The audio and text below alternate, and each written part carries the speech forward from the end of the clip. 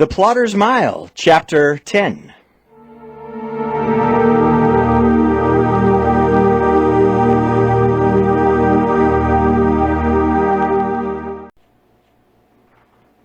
Deputy Larry Skinner was across town having his last beer at the Hitbox. It was the only place in town that stayed open this late and served beer, so when closing time came, every drunk in town had to go home. Larry Skinner wasn't an alcoholic, but he did like to drink. He liked the way it made him feel, and he wasn't about to give that up, even though Captain Jones had warned him against coming to work hungover. "Hell, Greg," it said to his friend and boss, "I'm just a part-time deputy, but I am a full-time drunk." His captain's advice was to come to work sober and save the booze for downtime. It was the end of a very nice couple of days of downtime, although he had to pretend he had been drinking when the money was counted and stored in the safe earlier that day. He'd only had a six-pack by then anyway. Captain Jones had noticed, but had decided not to say anything. Larry had been sober enough that afternoon to count money. But now, he was in the midst of being fully drunk and out of pain. Larry even drove home when he was drunk, since he knew there was only one other person in town that could arrest him. And if Captain Jones threw him in jail, then there would be one less deputy in town. Then the good captain would have to do more work. And in the logic of the fuzzy drunken brain, that was practically a do-not-go-to-jail card.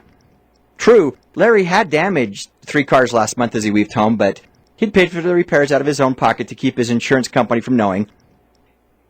He actually was close to having to buy a very expensive insurance policy for the privilege of driving.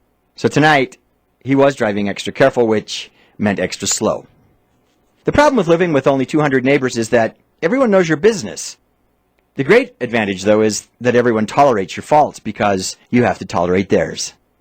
Drivers who saw Larry coming down the street knew enough to pull very wide of his car or to turn and take the next street.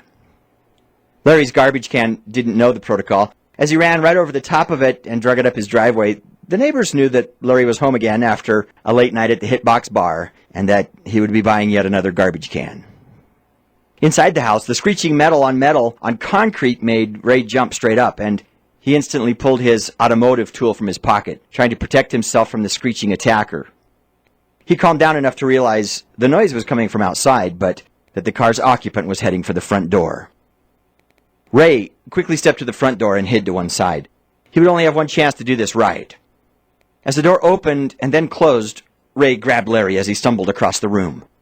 The sharp point was held right under Larry's chin, and Ray knew enough to push a bit to make the right impression.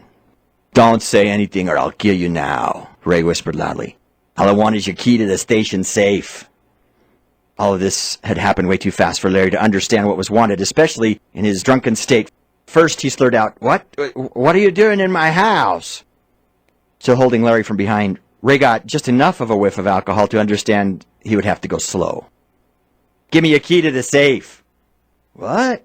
Larry was slurring most of his words, but Ray had known enough drunks to understand the lingo. "You can't get in the safe with just my key." Ray jabbed Larry with the sharp end a bit to help him focus. "I know that, but I want your key, or I'll kill you right here and now." Larry became much more focused, and realizing the guy was serious, he reached into his pocket and held up the set of keys. He was having a hard time balancing, and had begun shaking a bit too. "Which one?" Larry held up the slender key, which was longer than the rest. "Good job, Deputy Fife. Do you have your one bullet ready?" said Ray, smiling to himself at the small-town reference. Larry started to relax a bit, since the guy had what he wanted. It was the last thing Larry would do. Ray pushed Larry in front of him enough to stab him from the back, in the brainstem, just as he had with Mike Shepard. Larry fell to the floor even faster. "I hope you don't mind if I take your car, too," said Ray, wiping the blood off the silver stem on Larry's pant leg. Greg delivered Paula to her motel doorstep and was rewarded with a large sloppy kiss and a little bit of mutual groping. They had worked through the crisis and seemed to be back on track. "You need to go. Now." Paula pushed him away and almost closed the door. "Be here at 7 a.m. and we'll go get breakfast." The door closed as Greg stepped in closer. She really knew how to work him. But that was okay, too. There was always morning, which it already was, but after a cold shower and a few hours of sleep, Greg would be right back here, and the dance would continue. 2 in the morning, and he felt great. Not tired, not exactly fresh as the morning sunshine, but even Greg realized something in his life had just changed. He had a girlfriend, and it looked like she wanted it to be permanent. Damn. How had that all happened? 2 years of waiting? She really had been patient. Now he would have to be. Getting home was quick since Ridgeway was so small, really only a couple of square miles of houses, and that made what he saw next even more out of place. Larry's car was parked in front of his house. Damn drunk, can't even make it to his own house 3 blocks away. Greg turned off the car and looked into Larry's car. No one was passed out on the front or back seats, so Greg thought Larry must have made it inside to the couch. Greg often left his house unlocked, more from a feeling of security of small towns than from a need to lock his house as an example to the rest of the town. Larry had learned to appreciate the gesture when his driving abilities wouldn't work for even the few blocks he had to travel. He was usually just inside the door on the couch with his boots still on.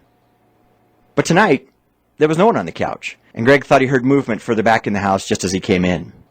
His hand automatically went to his gun, and for the first time in a week, he wasn't worried about the holster rubbing against his hip. He dropped back along the outside wall of the living room and crept up to the kitchen entryway. It was just an entry without a door, so he could hear someone's footfall in the back of the house. As he stood quietly, the noise stopped. Captain Greg Jones slid around the edge of the doorway into the kitchen and swept his gun from one end to the other. There was no one in here, but he thought to himself whoever was in his house was in his back bedroom. He would have to go through the den to get there, and there were 3 doorways in between. He also found to think someone from town would even want to steal something from his house, and how embarrassing it would be to have to admit he hadn't locked the doors. What kind of a police captain had crime happen in his own house? But it was probably just Larry. Then Greg heard another shuffling noise from the rear of the house. It was the bedroom, and slowly crossing the kitchen, Greg eased around the corner and looked briefly into the bathroom. It was clear. Time to check out the den. Stepping into the room slowly, he waved his gun again from one side of the room to the other and curled around the doorway after seeing no one was there either. The next doorway was the bedroom. While he imagined he was walking quietly, Raymond Johnson had heard the captain working his way through the house. Unfortunately, the bedroom had only one door, and Ray imagined correctly that momentarily a gun would be sliding around the corner of the door. He positioned himself low on the floor for a surprise attack. Just as Greg Jones whipped his gun into the bedroom at chest height, Raymond Johnson jumped up from the floor and pushed Greg back into the hallway, where he landed on his back, with Ray straddling him.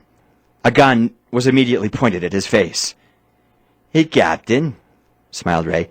"Recognize the gun?" Greg shook his head yes very slowly. Larry's gun wasn't hard to identify. Greg didn't recognize the face and realized that big city crime had once again invaded the peaceful town he was charged to protect. "Your deputy won't be needing this anymore," said Ray. "And as much as I would love to shoot you right now, Officer Greg Jones at 320 Sycamore, that would make way too much noise in this quiet little town now, wouldn't it?" Greg didn't bother to nod. He was looking down the barrel of the gun and could see the other bullets in the chamber of the 6-gun that Larry had preferred. "What I want from you, Captain Jones," said Ray, standing and backing up slowly, "is your key to the safe at the station house." Ray was standing over Greg's gun, which had been knocked from his hands when he was tackled. "But there isn't anything there worth doing this for." Greg's words trailed off as he remembered the pile of cash they had counted that afternoon. Smitty and Greg hadn't planned on this kind of quick result. Ray wasn't interested in protestations and cocked the gun back. "You can just hand it to me now, or I can search you for it after you're dead." Greg reached to the side of his belt for his group of keys. He held the longest key out and handed the keyring to Ray. "That's a good cop. A smart cop." Greg started to sit up. "Now, you're not being so smart," Ray warned, and Greg froze halfway sitting up. But it did give him the angle he needed to push his arms against the wall and swing his legs across Ray's legs. But Ray was ready, and the gun exploded in the small hallway as they both filled the space with too many arms and legs. Greg winced as the bullet shot through his left shoulder and into the floor behind him. The searing pain just made him mad, and as he crawled across the floor on his knees, Ray recognized the anger and irritation. He jumped to his feet and kicked Greg in the face and ran out the front door. Greg Jones fell straight backwards onto the hallway floor. He didn't move for 15 minutes.